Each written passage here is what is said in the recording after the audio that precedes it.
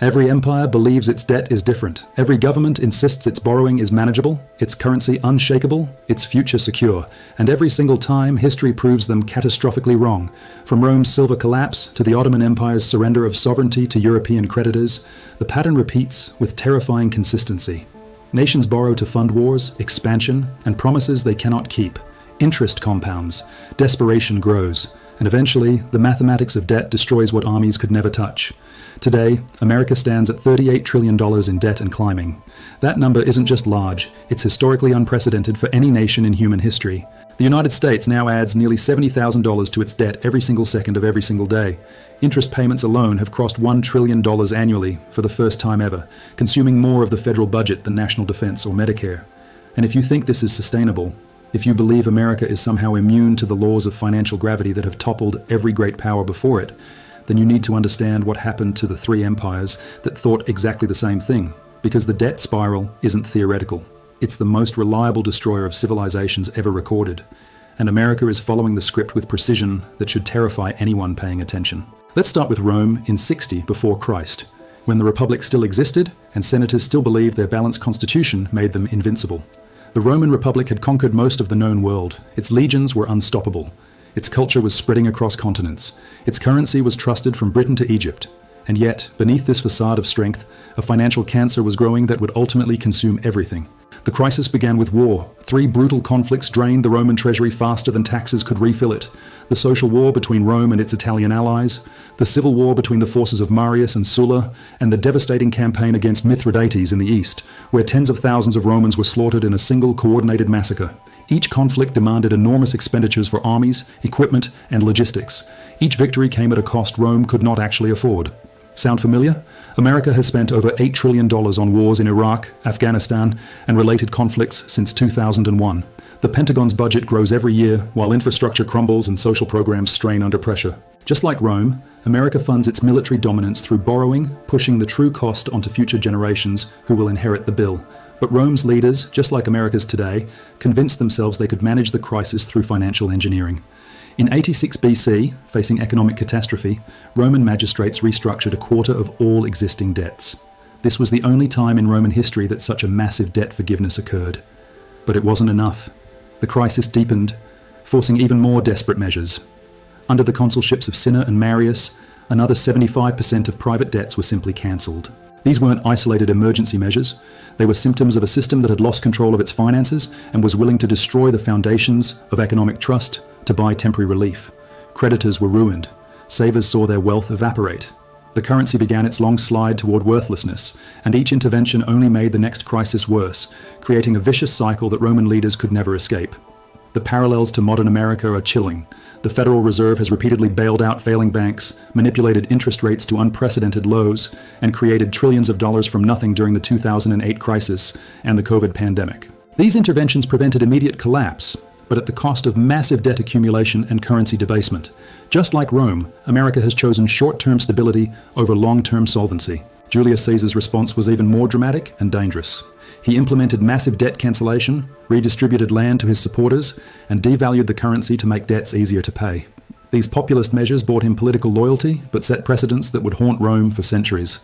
Future emperors faced the same impossible choice: allow economic collapse, or intervene in ways that made the system progressively more unstable. By the 3rd century after Christ, Roman coins contained less than 5% silver. What had once been solid metal currency became bronze discs coated with silver wash. The people could see and feel the debasement. Inflation raged as money lost its anchor to real value. A measure of wheat that once cost a single denarius suddenly required dozens.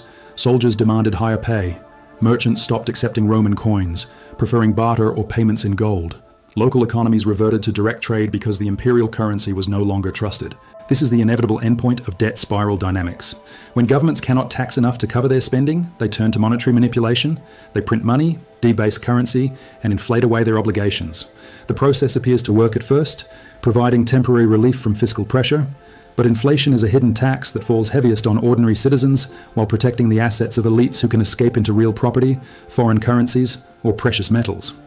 Rome's crisis peaked during the so-called crisis of the 3rd century, when the empire suffered nearly 50 years of chaos, invasions, plagues, civil wars, and economic collapse. Emperors rose and fell at dizzying speed, sometimes reigning only months before assassination. Behind the political drama was a broken financial system that could no longer fund the basic functions of government. Taxes were demanded in coins worth less and less. Farmers abandoned their lands rather than pay. Trade networks fractured as confidence in Roman money evaporated completely. Emperor Diocletian tried desperate price controls, fixing the cost of over 1,000 goods and services by imperial decree. Violators faced death. The edict was a complete disaster. You cannot control prices when the money itself is worthless. Black markets exploded while official trade collapsed. People learned that laws cannot make broken currency whole. Eventually, Rome abandoned its traditional silver currency altogether. Constantine introduced the gold solidus around 312 after Christ, temporarily restoring some monetary stability. But by then, the Western Empire was already fatally weakened. The debasement of Roman money had hollowed out the economic core that sustained legions, trade networks, and civic institutions. The fall of Rome was not a single dramatic event, but a long unraveling where currency collapse was one of the arpeggous threads pulling everything apart. The lesson is brutal but clear. Rome thought it could trick its people by issuing coins that looked the same but contained less real value. Modern governments believe they can do the same by printing paper money, manipulating interest rates, and inflating away their debts. But the outcome is always identical. The people pay the price through destroyed purchasing power. Wealth concentrates among those who hold real assets, and trust in institutions collapses as promises prove worthless. What makes this pattern so dangerous is that it feeds on itself. Each intervention creates new distortions that require even larger interventions. Each bailout encourages more reckless behavior by removing consequences for bad decisions. Each currency debasement makes the next round of debasement more likely and more severe. The debt spiral becomes a one-way descent, where the mathematics of compound interest eventually overwhelm any possibility of normal economic growth. Rome learned this lesson through centuries of slow-motion collapse. But the modern world operates at much faster speeds, with global financial markets that can destroy confidence overnight and digital systems that can move trillions of dollars in milliseconds. When America's debt spiral reaches its inevitable breaking point, the collapse will not take decades or centuries. It will happen in weeks or months, leaving no time for gradual adjustment or managed decline. The debt spiral that destroyed Rome was not unique to ancient times or primitive economies. It is a pattern that has repeated throughout history whenever governments prioritize short-term political gain over long-term fiscal responsibility. And as we will see, the Ottoman Empire would learn this same lesson in an even more devastating way, losing not just its currency, but its sovereignty itself to foreign creditors who understood exactly how debt can be weaponized to destroy nations from within. The Ottoman Empire's destruction through debt reveals an even more sinister dimension of financial collapse. Where Rome's currency crisis was largely self-inflicted through military overspending and monetary manipulation, the Ottomans were systematically trapped by European creditors who understood that debt could accomplish what armies could not. This was financial warfare disguised as helpful lending, and it offers a chilling preview of how modern great powers can lose their independence without ever surrendering on a battlefield. In 1855, as the Crimean War raged, the Ottoman Empire took its first fateful step into the debt trap. European banks, primarily French and British institutions, offered loans to help finance the war effort. The terms seemed reasonable at first, and the empire desperately needed funds to compete with Russian forces. But these initial loans were designed not to help the Ottomans succeed, but to create dependency. The interest rates were structured to ensure that the empire would need to borrow again, and again, and again. What followed was a textbook example of debt entrapment. The Ottoman government used subsequent loans partly to finance railway construction and partly to cover the lavish expenditures of the imperial court. Each new borrowing round came with slightly worse terms, but by then the empire was already addicted to foreign credit. The European banks knew exactly what they were doing. They were not providing capital for productive investment. They were building chains.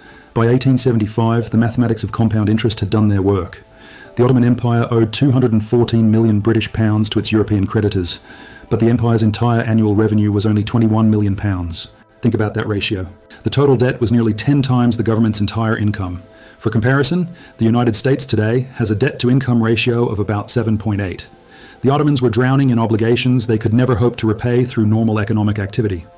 On October 30th, 1875, the Ottoman government issued the Decree of Ramadan, officially suspending interest payments on its foreign debts.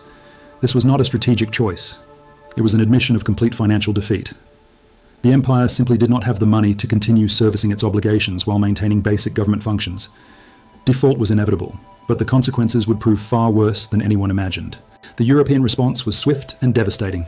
Rather than write off their losses, the creditor nations decided to collect their debts through direct control of Ottoman resources.